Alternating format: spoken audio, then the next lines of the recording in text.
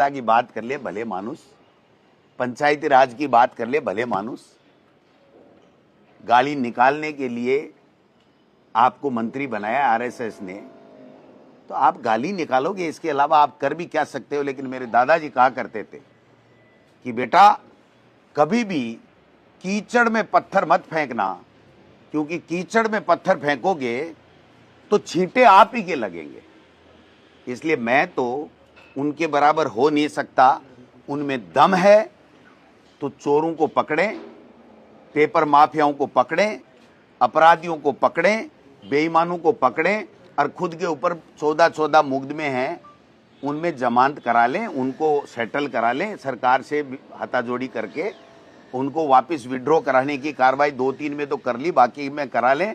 नहीं 2.25-3 साल बाद में कांग्रेस की सरकार आ रही है और मदन दिलावर जी से मिलने जेल में मैं जाऊंगा, गोविंद डोटासरा तो यहीं रहेगा, कहीं नहीं जाएगा। किसी भी बच्चे के भविष्य के साथ में कुठाराघात नहीं होना चाहिए।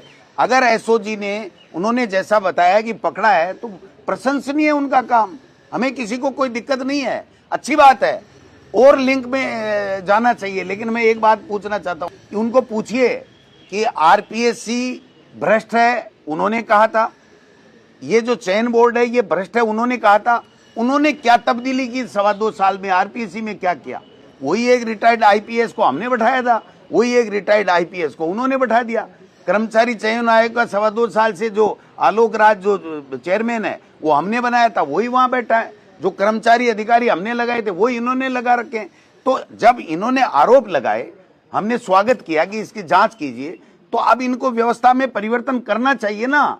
वसुंधरा जी की सरकार के समय, चाहे अशोक गहलोत जी की सरकार के समय, चाहे इन मौजूदा सरकार के समय, अगर किसी में भी किसी भी पेपर में बेईमानी मिलती है, चोरी मिलती है, तो सरकार को उसके ऊपर सख्त से सख्त कार्रवाई करनी चाहिए। हम उनका स्वागत करेंगे। सरकार के पास तो सारी सुविधा संसाधन होते हैं, सरकार एजेंसियां होती हैं, उन एजेंसियों को लगाओ कि कौन बेईमान थे जिन्होंने ओमआर सीट के अंदर मदद की, कौन बेईमान थे। जिस किसी ने भी किसी भी चीज में बेईमानी की होगी, अपराध किया होगा, तो सरकार का दायित्व है कि उसकी बेईमानी को पकड़े। हमने कब मना किया कि आप इन चोरों को मत पकड़ो? एक के लिए बता दीजिए, कांग्रेस ने कभी कहा है क्या कि किसी अपराधी को मत पकड़ो? आप में दम होना चाहिए, पकड़ना चाहिए।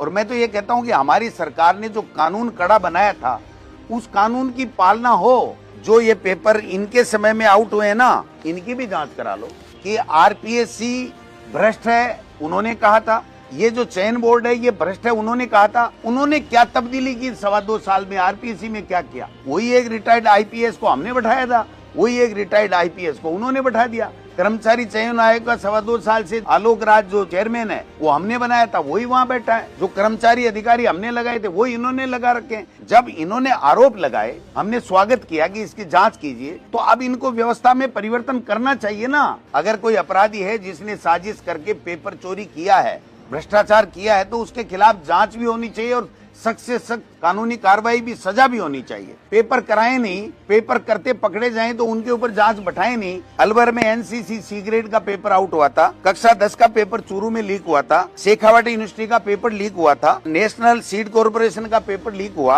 आरयूएचएस का पेपर लीक हुआ, जोधपुर में खेतसर महाविद्यालय के 2nd ग्रेड का परीक्षा का पेपर लीक हुआ, नवलगढ़ में आरएस का पेपर खुला मिला, अजमेर यूनिवर्सिटी का 2 दिन पहले ही आपके मीडिया ने दिखाया है, एमडीएस यूनिवर्सिटी के बच्चे है ना, वो कॉपियां जांच रहे हैं। ये जवाबदेही कौन लेगा, आप बताइए। इनके ऊपर भी इनको जांचें करा करके सही काम हो, पारदर्शिता के साथ में हो, ईमानदारी से जो लोग मेहनत कर रहे हैं उनको नौकरियां मिले, उनका भविष्य संवरे। ये हर सरकार का दायित्व है, इनको भी पूरा करना चाहिए।